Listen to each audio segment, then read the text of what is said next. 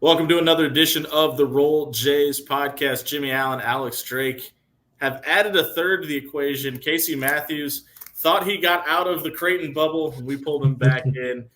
Former videographer for Creighton is now going to be the third member of this podcast.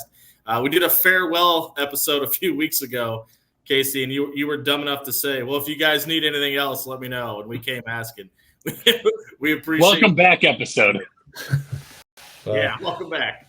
Well, I'm excited about it, fellas. I mean, I am, obviously working for the Jays for 5 years. And then even before that, though, knowing about Coach Mack and just the ton of respect I have for him and the program, I'm a huge Jays fan. So I'm not going to be unbiased or impartial on this deal. It's all Roll Jays for me. So I'm excited, and hopefully, my background can add a little bit of value here, and then my relationships as well on campus can help. But I'm super excited to be here. So thanks for the invite. Well, and I'll say that about all the coaches that we talked to is if you didn't know they were Creighton coaches, you wouldn't know just because of how unbiased they are. And maybe it's easy to do that when you're a top 10 program in the country. But I mean, from everybody from Murph all the way down, we get pretty honest answers. And I think that's what makes this podcast unique is our inside look into the program that you're not really getting from anywhere else.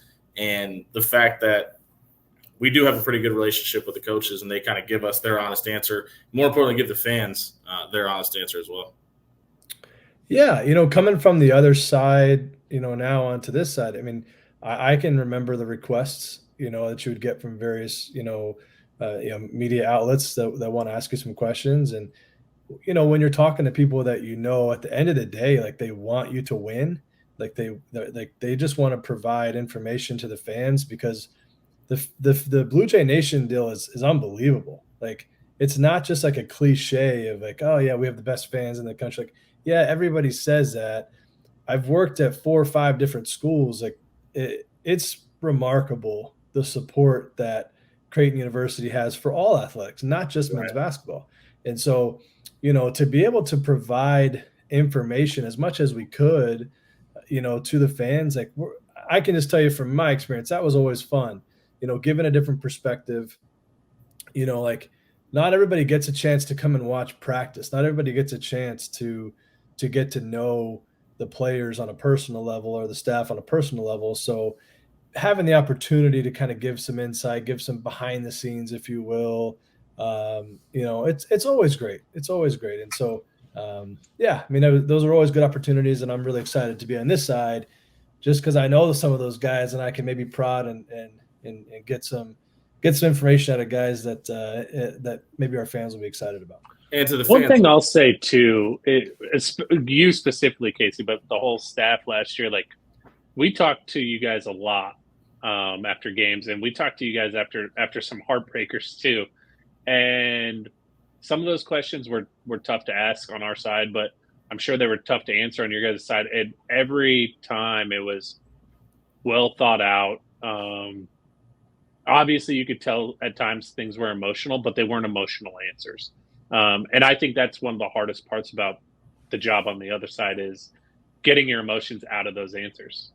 Yeah, and 2 things about this podcast. A, if you're here to find out the dirt that your brother-in-law read on a message board somewhere, we're not asking those questions anyway. And B, the toughest thing about after those games, a lot of time they were on the road, and you guys were on the bus in front of those guys that you're answering those questions about. So it's kind of a double-edged sword. Yeah, it's tricky. It's tricky, especially when, you're on the podcast, you're on the phone, whatever it might be. And, you got Lucas or somebody like, hey, what kind of pizza do you want? You're like, hey, listen, I'm trying to answer a question about how we guarded ball screens. Can you hold on a minute? And I'll choose pepperoni or sausage at that time. So those things are always awkward. But exactly, it is always pepperoni if we're honest. But no, those things are fun though. It's I've got a ton of memories, and hopefully we can get into that. One of these episodes, just sharing some of that stuff. Those times are fun, and even the losses. I remember specifically after losing to Butler one time, standing outside talking to you guys.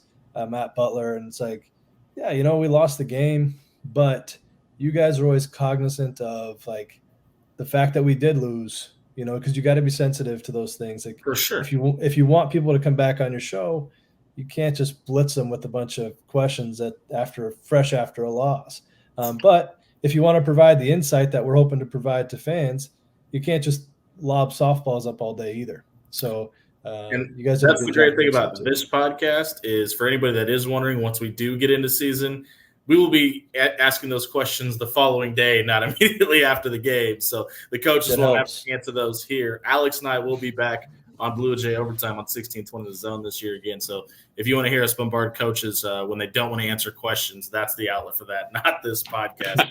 Speaking of this podcast, we got a great one lined up for you. Jim Flanery, the women's basketball head coach, is going to join us for the first time on this show, get an insight on what recruiting looks like in his program, what the top 25 ranked women's basketball team looks like at this point in the season. And then Baylor Schierman, new haircut and all, is going to join us as well right here on the Roll J podcast. We'll be right back with Coach Flanery, a couple outfit changes, and a lot more. Brought to you by Pixel Fire Marketing.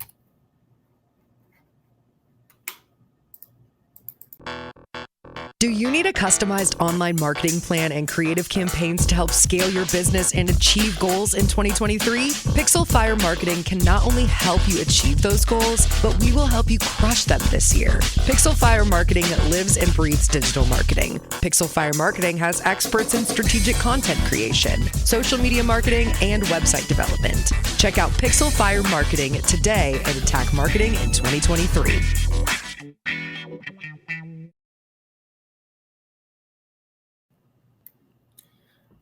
Welcome back into the Roll Jays podcast, brought to you by Pixel Fire Marketing. We've got a first-timer with us, the head coach of the women's basketball program. Jim Flanery joins us here on the podcast. Coach, thank you very much for your time. We're very excited to have you.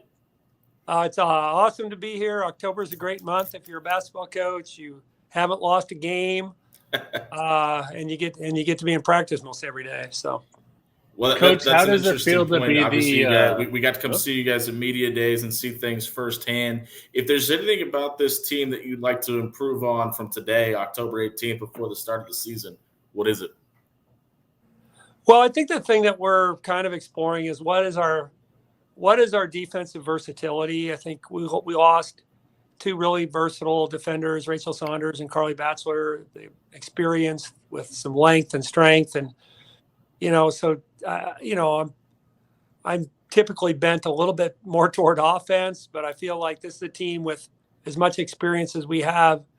We kind of have to cash in on that experience on the defensive end. And so we're trying to figure out how to fit in our younger players kind of on the defensive end, get them up to speed where they can help us and get our depth up to where we want. And then, just explore some different lineups and what we can maybe do defensively to just, ratchet our defense up a little bit. Because if you look at last year, we were a top 20 offensive team the whole year, but defensively we're kind of right in the middle. And we're not going to be an elite defensive team, but if we can kind of just move that a little bit, and like I said, I think it starts with just getting our younger kids up to speed, and then using some versatility we have with our length, because we're not a quick team overall, but we do have really good length. Coach, is that something that you guys can adjust to your strength via scheme? Maybe mixing in more zone than you have historically, or things like that. Is that something that you guys are also exploring? Yeah, that's a great question, Alex, because we've played, in my 21 years, we've hardly played any zone, and we actually just have put in a zone here in the last week and worked on it more in October than probably at any time. So just to give us a different look. We're not going to become a zone team, but I do think it gives us a different look. And, just in terms of ball screen coverages, maybe just trying to be a little bit more versatile, disruptive on that. We can't be a pressing team, but what press is going to be best with our length and our experience. And so those are things you're kind of struggling with a little bit, because like I said, not that we can't get better on offense. Of course we can, but I just think the bigger question is, can we replace those two on the defensive end? And in some ways, can we, mask the fact that we're not real quick with the fact that we have that kind of length? Coach, I want to ask you this because you were talking a little bit about experience. Just the old adage of trying to get old and stay old in college hoops is so important. And so with that, you guys have pretty high expectations, and those aren't new to you. And because you're older, they're not new to some of your players. How do you feel this year coming in with the expectations that you have? How do you feel like your experience will kind of help you through that in terms of not letting those expectations become a distraction and weigh you down? Whereas some younger teams, they start getting the preseason rankings and it goes to their head, or they lose a little bit of focus. And how do you think this team will handle that?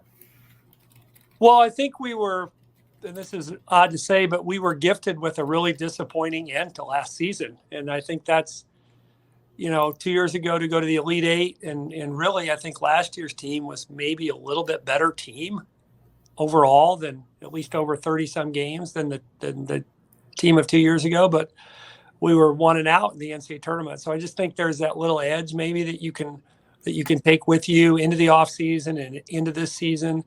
And just dealing with the expectations that we dealt with last year. Hopefully we're a year older, and because there is that feeling of, okay, we have to protect who we are instead of going out and just, hey, every day you got to try to get a little bit better and then get ready for the next opponent on your schedule. But because I think there was a time, really in December through early January last year where we did feel the weight of expectations and we kind of let it get to us.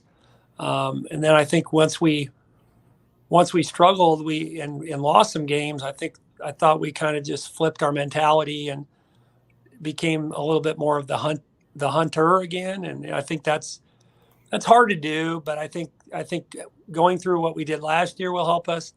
And then I think just the abrupt ending that we had in the NCAA tournament and just kind of falling flat the way we did. I mean, we not only lost the first game, we just didn't play well. And so I think that can be a huge motivator, I feel like, going into this season.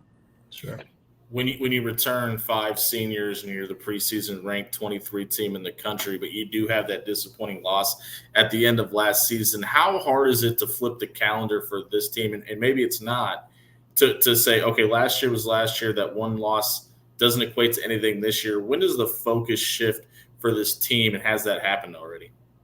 Yeah, I think it's shifted. I feel like they've done it.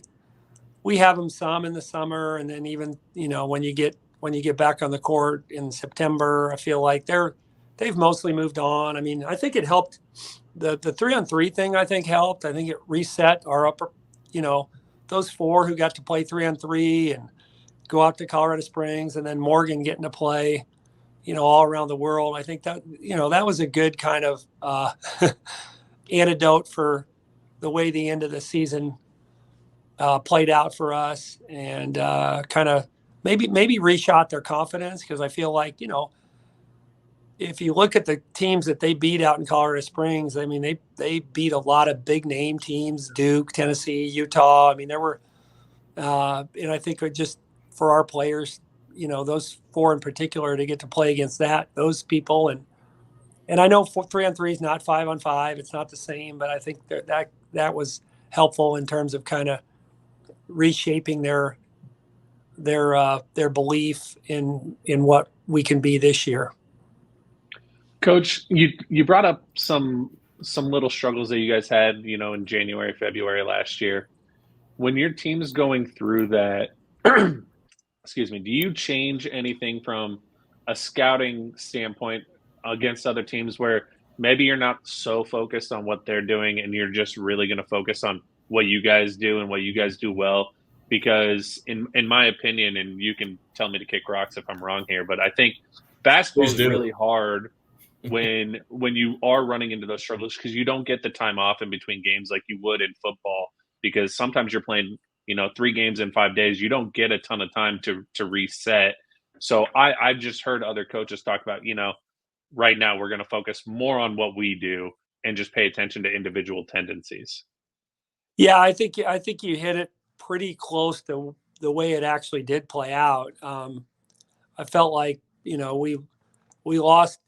Look, we lost to Stanford right before Christmas, and we lost to UConn coming right out of Christmas. There's no shame in that because last year Stanford was top 5, UConn was top 5. So, but in women's basketball, you do when you play those teams, those top handful of teams, you do have to get a little gimmicky because we just don't have the size to, if you're not a little bit gimmicky in terms of, okay, we're gonna try it. We have to try these couple things defensively, and if they work, they work. If they don't, we're probably up against it.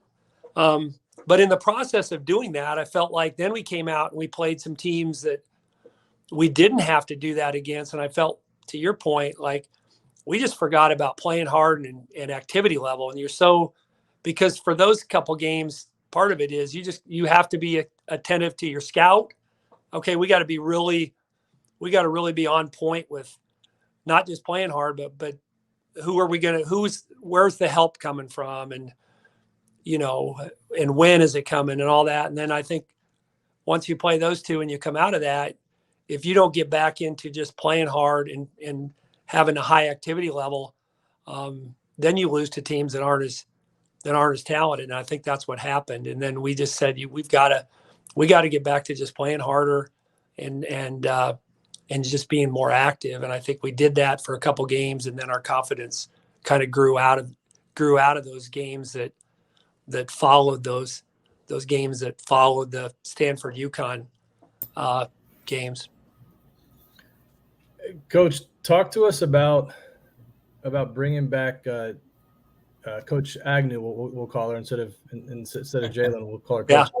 Yeah. Bringing back a decorated player, one of the most beloved players in the history of the program, is super exciting. I'm sure it's a great moment for you personally, just for her to want to come back. Obviously, it speaks really highly of you and in your relationship with her. But maybe walk us through, because it's such a loaded question. Like, what are like the top 3 things that you see her in terms of the value that she's going to bring to the program? Because you're not doing her a favor.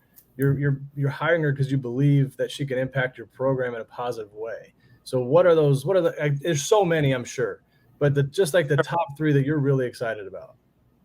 Well, she, just because of her age and how recently she was an elite player, I think there is that kind of respect and intimacy that a 21-year-old can have with her, because she's not really that far removed from what their experience is. So I think, and she's grown already in the 6 or 7 weeks that she's kind of been with us. I feel like her voice has gotten stronger. She's become a little more confident. Those first couple times you're in the gym, you're trying to figure out if you're still a player or if you're a former player. And I think she's already kind of, made progress in that area. We also think she can help us in the marketing promotion area. She's got, as most mid-20s, she's got a little bit more, social media savvy and marketing savvy than I do. So we're gonna have her try to help us put some people in the building. I think that's a good kind of platform for her to be on, and she's, because she's good at that, and it comes a little bit more naturally to her, and so I think that can really help us. And and from a recruiting standpoint, she can't go out recruiting, but she can have contact with families as they come on campus.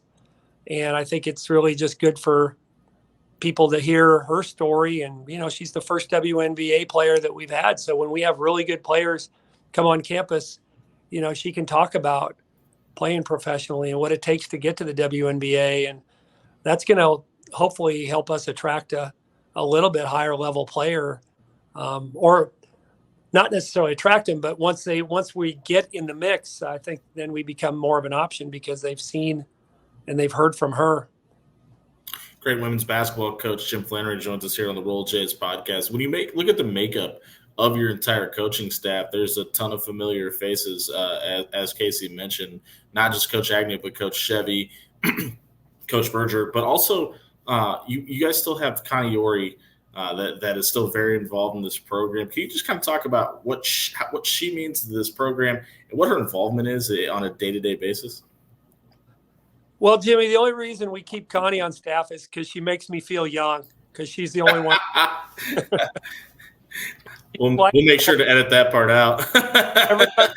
Everybody else is so much younger than me. If I didn't have Connie around, I'd feel really old. But no, she's great from the standpoint that she's been a head coach at a high level. And so as much as, I mean, our staff is great, but once in a while it's nice to have somebody who's been in that seat that I currently sit in and has to think about all the things that, my job isn't that tough, but there are things sometimes as a head coach that you've got to consider the big picture, maybe a little bit more than assistant coaches have to consider, or you've got to consider multiple things that maybe they're only considering 2 out of the 4 things that are involved. And so to have somebody who's been in that seat and can say, hey, I understand where Flan's coming from because this too is important. And this is the other side of what we're saying. So she adds a really, I think a really strong voice from that standpoint. And, just her overall background gives us something that's, not, again, nothing against my other coaches, but she's been involved in coaching for over 35 years. So there's some experience there. And, we earlier we talked about putting in a zone. Well, I had Connie be kind of the lead on that because we've never played much zone. So I felt like that was a good opportunity for Connie to do just enough research. And so she was instrumental in kind of putting that in because she's got that kind of bandwidth to. Did she get out there and guard Lauren out of the point? I would hate to see that at this point, Connie had knee surgery this summer and she's not even quite back into pickleball. So she's probably a few months away from being able to guard Lauren. Hey, Coach, we've asked all the men's coaches and the few men's players that we've had on this team, on this podcast, this question. I'm going to ask it for your side. For your new players, whether they're transfer, incoming freshmen, what's the hardest part for them to get acclimated to your system? I think the on-court communication piece is just a big deal. I mean, for most freshmen, college basketball, off-ball defense is difficult, right? Because at the high school level, even at really good high schools, there might be 2 or 3 or good players on the other team, but you can't. The ability to relax on the defensive end is so much less at the Division I college level, especially. So that's a big piece. And then, we allow our players a lot of freedom on offense. We're more of a motion team, so even offensively, the communication piece is big. And I think so for us, it's off-ball movement on offense too, because there's, when you're the best player on your team, you've got the ball in your hands a lot. So most players know how to play with the ball. They don't know how to play without the ball. And for us, off the ball is really important because we screen off the ball more than most teams. We cut off the ball. We don't have athletes who can just get downhill off the dribble, or we don't have the size to just throw it in the post and space and score in the post. We predicate our scoring off screens and cuts. And so it's the off-ball piece really kind of at both ends of the floor. Coach, let's switch gears a little bit. We got a huge event coming up here soon with the Hit-a-thon. And I know Coach Mack's talking a lot of trash. Tell us realistically, how many more home runs are you going to hit than Coach? I worked for the man for 5 years.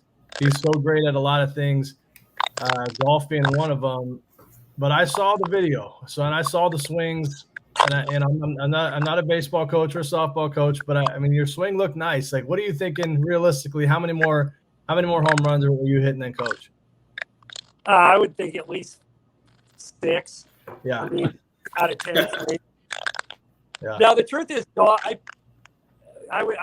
got to watch Mac bat, and he's he's a little better at elevating the ball than I am. I played high school baseball, but I was 5'4" and 100 pounds when I started high school. So I was not trying to elevate the ball. I was trying to hit it on the ground or hit it up the middle. And so I have a really flat swing. So I don't know. I mean, I hit the ball hard quite a few times, but I didn't hit it out very much. Well, so we have faith.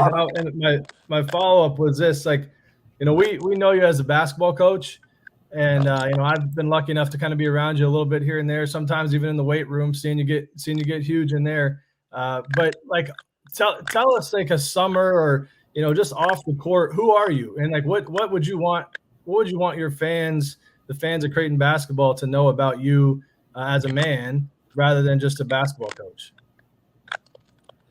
Well, I'm 58. My wife is significantly younger, so I have 2 young kids. I have not young, but my son turns 14 tomorrow, and then my daughter's 10. So I'm an old dad, but it's been great because I think when you coach, you know, when you get home at night and your daughter doesn't care that you lost, and your son, you know, who pays attention to basketball, puts his arms around you and says, "I'm sorry."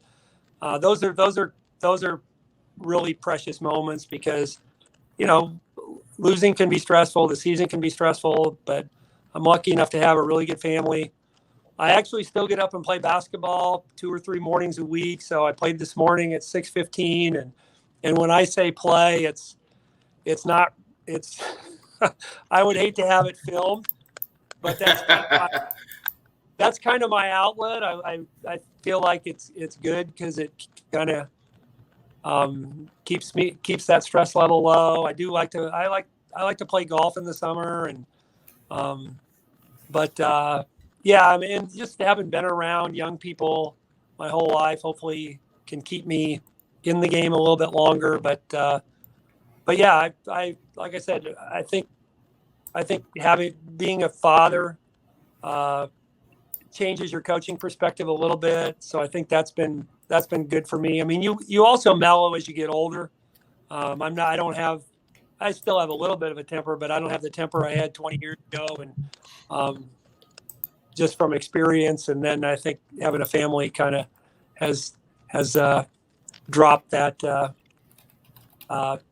you know, kind of temperament down a little bit too. But yeah, I'm hot in the moment, but I let go of things easily. I think, you know, I can be intense on the basketball court, but when the game's over, you need to kind of look in the mirror and say, what could I have done better? And then put your arms around your players and say, hey, we're going to be fine. And but I'm super lucky to get to do what I do. I mean, I get to wear sweats to work, and I get to coach a game. So I'm mindful of that a lot. Coach, we've heard you have some elite dance moves in the locker room for celebrations after wins. Well, elite might be a little bit overboard, but I'm comfortable dancing. I'm not good at it, but I think part of what makes people talk about it is that I'm comfortable being bad. Yeah, I think, you know, you got to celebrate the wins. It's really hard to win in Division I basketball. I mean, it's not easy.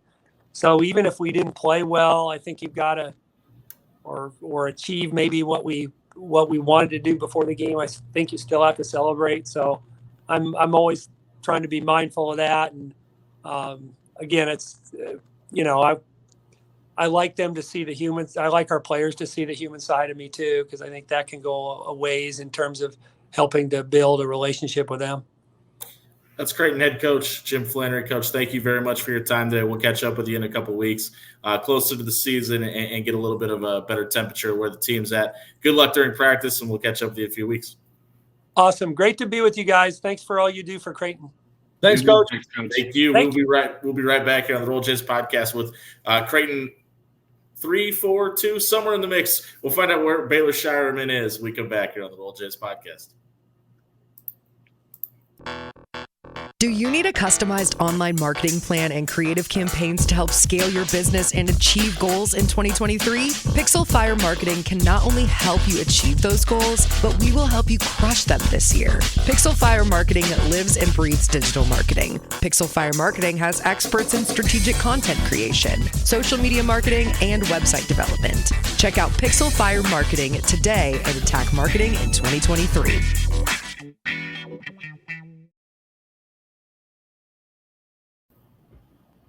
Welcome back into the Roll Jays podcast, brought to you by Pixel Fire Marketing. We're joined by one of the men's basketball players this time. It's Baylor Schierman, who chose to come back to Creighton for one more year. Baylor, for you, what was the catalyst in deciding to come back to Creighton and give this one more run?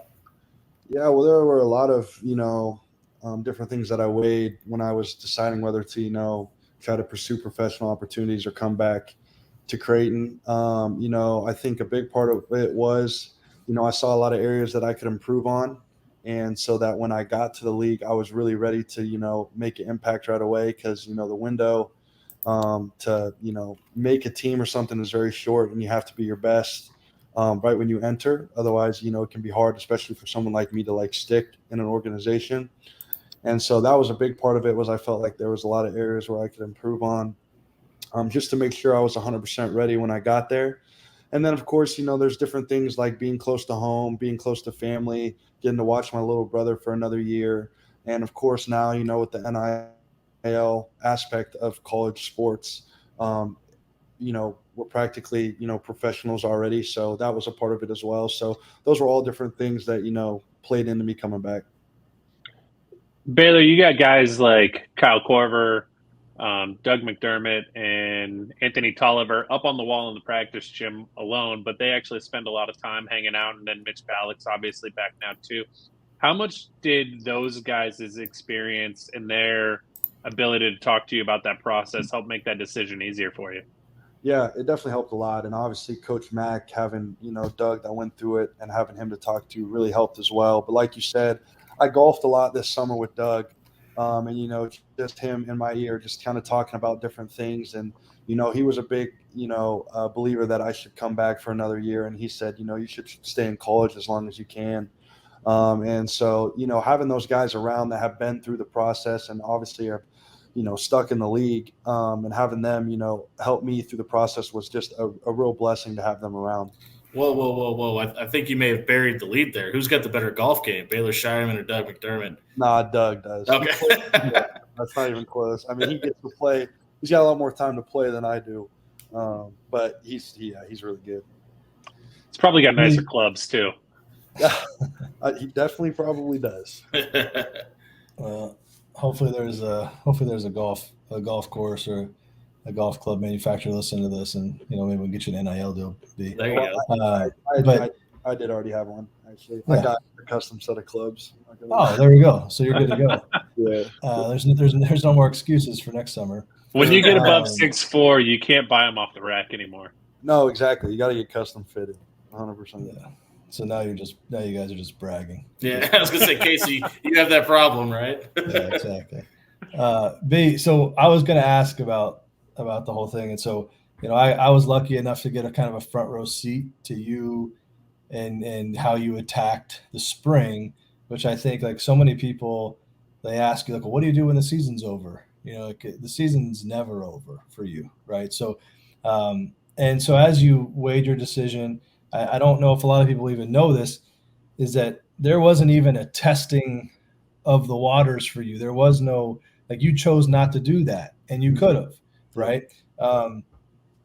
And obviously, as a basketball player, you have to determine for yourself if you think, am I going to get drafted? Am I not? Is it going to be the position I want, right? And you got to see, okay, what do I need to improve on? And you did. You had a list of things you wanted to work on. But one of the things I want you to talk about is you also have to have a belief that your head coach is going to empower you and is going to invest into you, that to put you in a position to show that you've made the improvements you need to for NBA teams to really look at drafting you, right? Yep. So walk us through, and you're talking about some of your thought processes, what is it about coach that gives you the confidence that coming back to Creighton was a better decision than just staying in the draft and taking your chances that way? Yeah, well, I mean, obviously, last year was an adjustment for me. Obviously, coming to Creighton and playing at a different level and in a different system with a different role, and obviously, Coach Mack was one of the best coaches in the country, and obviously, it's been such a blessing to play for him, and just having those talks with him, and the vision that he saw for me this year coming back. And talking about guys like we talked about, Mitch and Doug and Tyshawn and all the guys who, their first year at Creighton playing, they struggled with certain things too. But then, coming back the second year, having the confidence and just the being comfortable with what they're expected to do, and having the ultimate confidence from Coach that I could do that as well. And then the vision that he saw me this year being a little different than last year really is what kind of made me be like, yeah, I really want to come back and play for Coach, play with the guys again. And then, like you said, just I chose not to go through the draft process this year. And honestly, it was a decision I made based on my experiences the last time I went through the process. And I felt like, obviously, it was a dream come true to go through the process.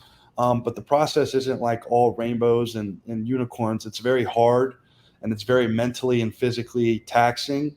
And, I think that going through that process and then having to come back directly to school, it kind of just really wore me out and drained me out. And I felt like, honestly, going through that process, I really didn't get better as an individual basketball player. I really felt like I kind of just stayed on the same line. I didn't improve like I felt like I had the previous 2 off seasons, which is why I was able to, kind of make a name for myself. So that's why I just chose to stay in Omaha, get with Jeremy, work my butt off in the weight room, trying to get stronger and faster and quicker, and then work on the court as well. And really just try to attack every day. And the thing that was awesome was, obviously, I was really working, but on top of that, I got my work in and I was able to just kind of relax mentally and, kind of just do some things that I really love to do. And I think that has me in a better position going into this year, especially mentally, just with enjoying the game again. Sure. Baylor, you talked about, and I don't want to say that you struggled last year because you had a great year, but you did talk about how some guys, year one in this system struggle a little bit. As you sit where you're sitting now, looking back on last year, what was some of the hardest part of that transition into this system? Yeah, well, I think just, obviously at South Dakota State, I had the ball in my hands a lot, was the primary guy to make plays and had a lot of touches. And obviously coming to Creighton, we had a great team last year with a lot of great players. And so your touches come in different areas. Your shots don't come the same way they did. And, as a player who, is like a rhythm player and, tries to, I feel like I'm the best when I'm in rhythm and I have the ball and I'm making plays for other teammates. And that's when my shots really start to fall. And it was an adjustment because obviously Ryan Nemhard's a great player and he's going to have the ball a lot as a point guard, and Trey Alexander's a great player. So that's probably was the biggest adjustment for me. When we talk about the camaraderie of this team, and I mean, like Casey said, you like that decided to come back to Creighton, but you did have 2 other teammates that did test those waters. How much were you in communication with those guys, or were you guys all just kind of hands off and letting each other make their own decisions? Yeah, I was checking in with them and seeing how they were doing, but at the same time, I know that, like I said, the process is very mentally and physically taxing, and at the end of the day, they're going through that process for them. They're trying to figure out the feedback that they were going to get. And, at the end of the day, I was like, we'd love to have you back, obviously. But at the end of the day, you got to do what's best for you. And so, enjoy the process, obviously. And then at the end of the day, make the decision you got to make. But, I wasn't, in their ear a whole lot, but I was definitely checking in. Baylor, one of the things I think our fans are probably most excited to see is Stephen Ashworth. Mm-hmm. obviously as the point guard, he sets the table for everybody. You already said it. Ryan Nembhard's a great player. We'll definitely miss him, and we wish him the best at Gonzaga. But Steven definitely adds an element to the offense.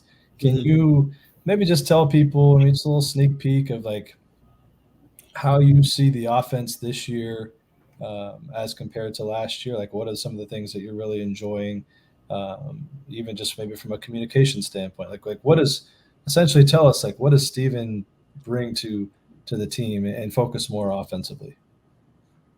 Yeah, well, I think one, he brings a lot of maturity. He's obviously he's 24. He's played a lot of college basketball. He's been through a lot of experiences in life, and he's very mature. And he brings that approach every single day. And then as far as just like on the court, his communication is phenomenal with us, and I think that's one area where like it's really just a great feeling that we're kind of all on the same page. And I think offensively, Steven obviously shoots it extremely well.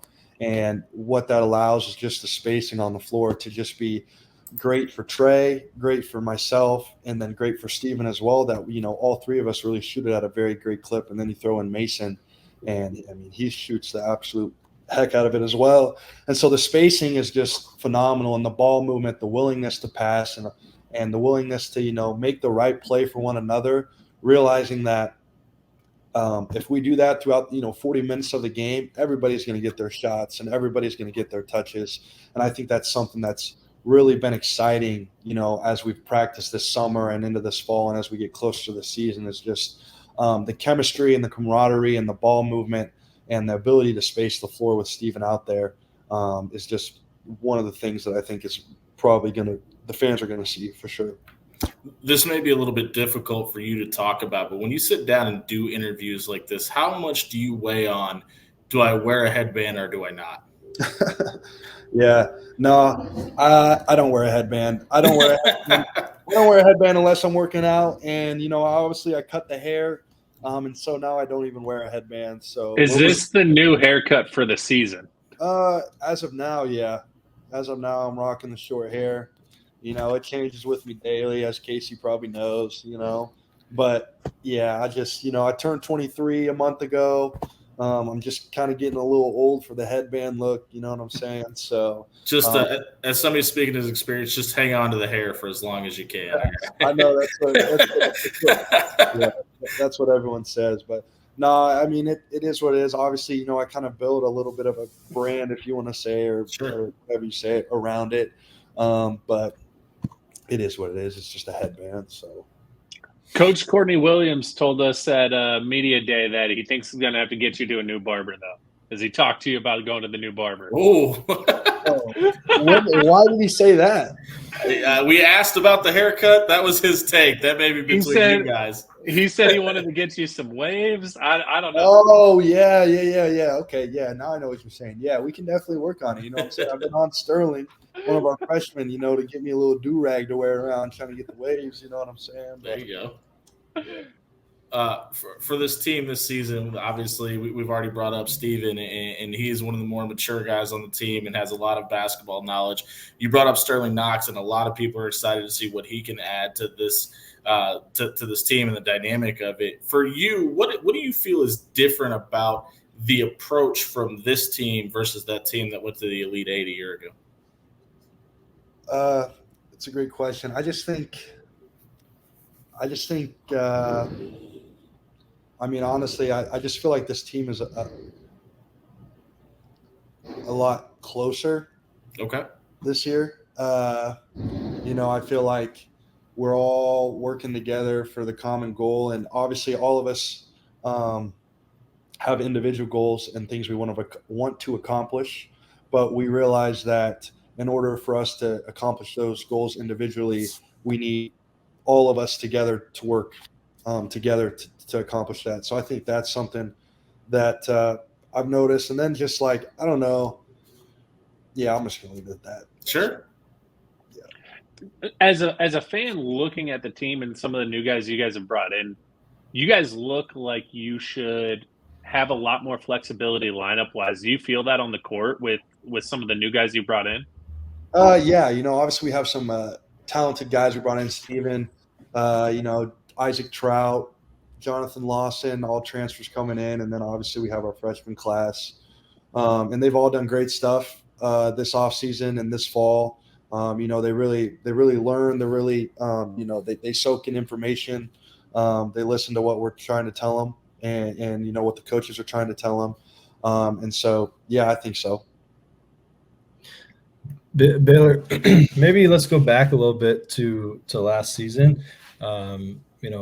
Obviously we know each other, but I don't even know that we've really ever talked about it. But like the NCAA tournament. So, when you're at South Dakota State, like you make the NCAA tournament by winning your conference tournament, and the season is phenomenal from that. So just making the tournament, right? Yeah. But when you're here, you're going into the tournament and there's expectations that you're going to advance, and we had Final Four aspirations. Like, can you kind of give us a recap of those couple of weeks for you personally?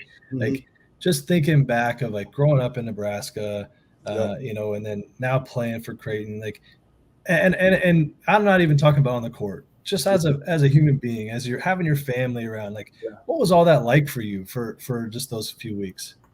Yeah, man. I get goosebumps talking about it. Like you said, growing up in Aurora, Nebraska, town of 4,000 people, watching basketball, obviously NCAA tournament, having the game on, going outside, playing while the games are on, just dreaming of being in that moment, and then actually just being in that environment. And like you said, playing for Creighton, which is obviously, an in-state school that I grew up, following.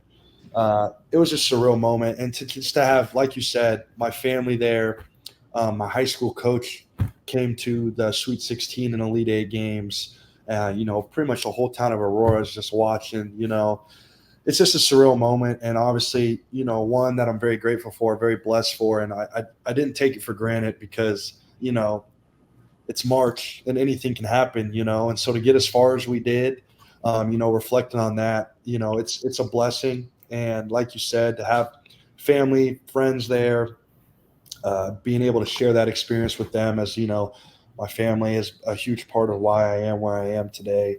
So yeah, it was just a blessing for sure. Were there any like off the court moments that like stand out to you that like I mean, we're all gonna, like, at some point you're gonna look back at your career and that time frame is gonna be something that stands out. But was there anything, and the answer might be no, but like, was there anything that really stands out that you look back and laugh or think was really special for you?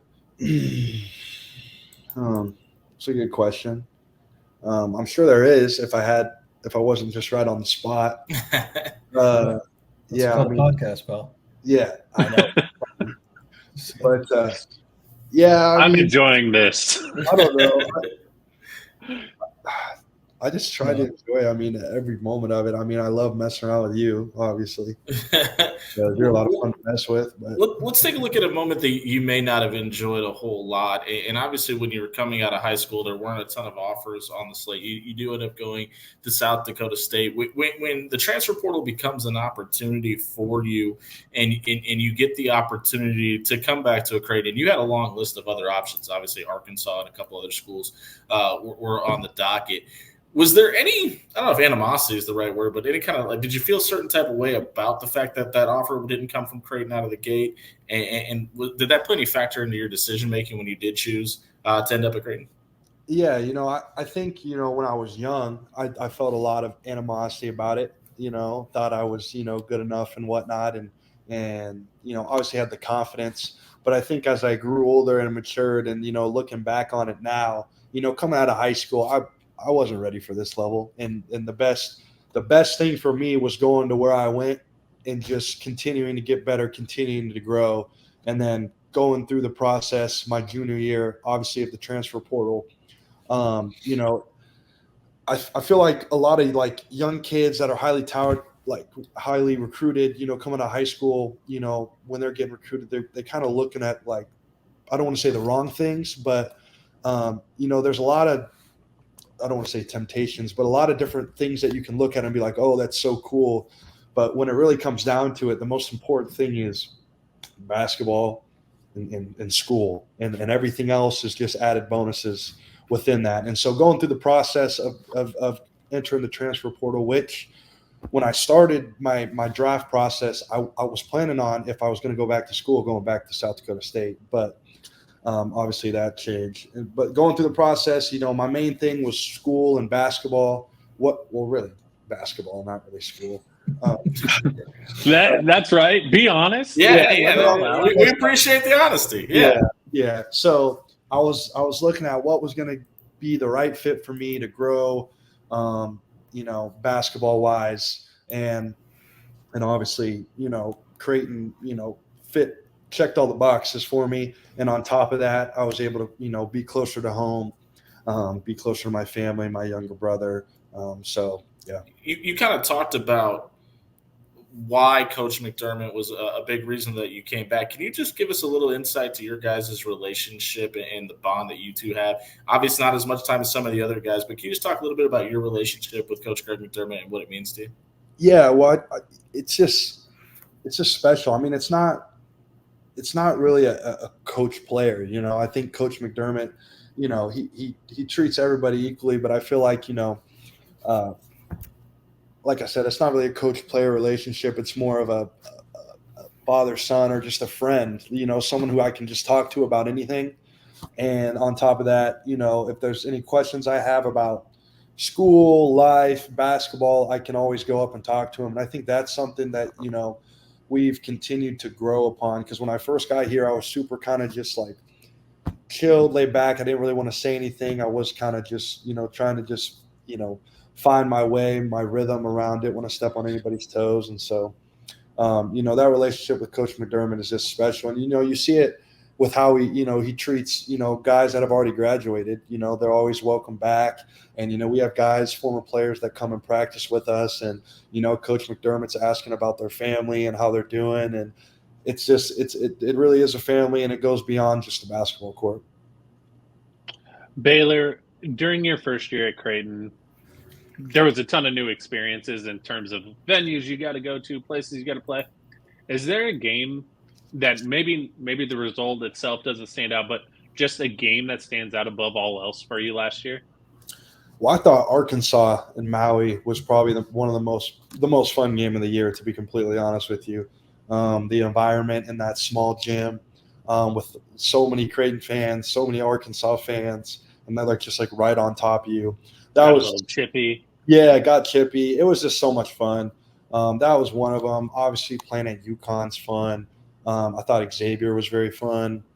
I mean, it's just fun in general. I mean, it's basketball.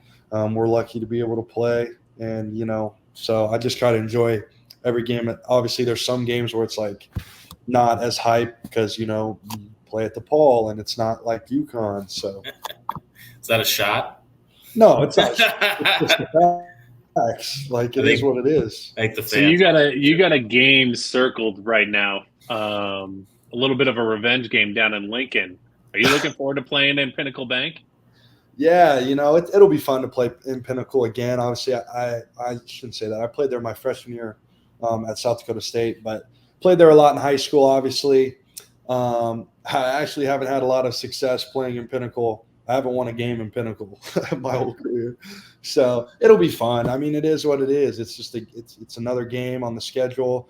You have to approach it the same way. And obviously, they came into CHI last year and beat us pretty well. And they're pretty happy about that. And, I mean, it's good for them. It's basketball. So Baylor, putting you on the spot again,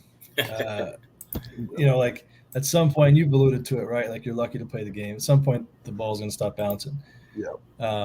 What do you envision? I mean, I hope I get to watch you play for another 20 years. And I don't know if I want to play for 20 years. Whatever it might be. Your knees getting to you already, man. I'm old, man. I'm old. What are you thinking? I mean, you've already told us how important school is to you, and I know your mom is a teacher. She's on you about your academics, and so what are you thinking after basketball? Again, way in the future, but yeah. You got to prepare. Yeah, so I'll graduate this spring with a communications major. But honestly, I would say I'd probably like to coach. And when I say coach, I really don't know what that entails. I mean, I love helping people. Like, I love making people feel good about themselves and trying to, help them grow in life, especially like younger kids. So I don't really know what that entails, but I love to coach. And honestly, I wouldn't mind coaching football either. Like, I'd love to honestly like work at like a small town school and coach football after I'm done playing. That's honestly, like, I really miss football, so I wouldn't mind getting back into that after I'm done playing basketball. But obviously, I'm not going to turn down any coaching opportunities for basketball. I think I'd really enjoy that as well. But honestly, that's all I got right now. I really don't know. I just like to help people, so I don't know. I'm hoping that I can. That's a good answer. It's a good answer. You feel like you know football well enough? I feel like I do, especially if it was at the high school level, for sure. I could definitely coach that. And even I feel like at the college level, I feel like I have a pretty good grasp and a lot of knowledge on football. And obviously, I played quarterback. Obviously, it was just at the high school level. But yeah, I had a lot of cousins that played quarterback in college, and so picking their minds about certain stuff. So just study Mike McDaniel. Yeah, I knew you were going to say that. They're doing all right for themselves this year. That's right. Hey, Baylor, we greatly appreciate your time today. That's Creighton player Baylor Schierman on the men's program. We'll catch up with you later this season. Good luck in the off season, and we'll catch up with you down the road. Thank you, man. Appreciate you guys. See you, B. See you, man. We'll be back with more guests, more men's and women's players next week, and a whole lot more on the Roll Jays podcast brought to you by Pixel Fire Marketing.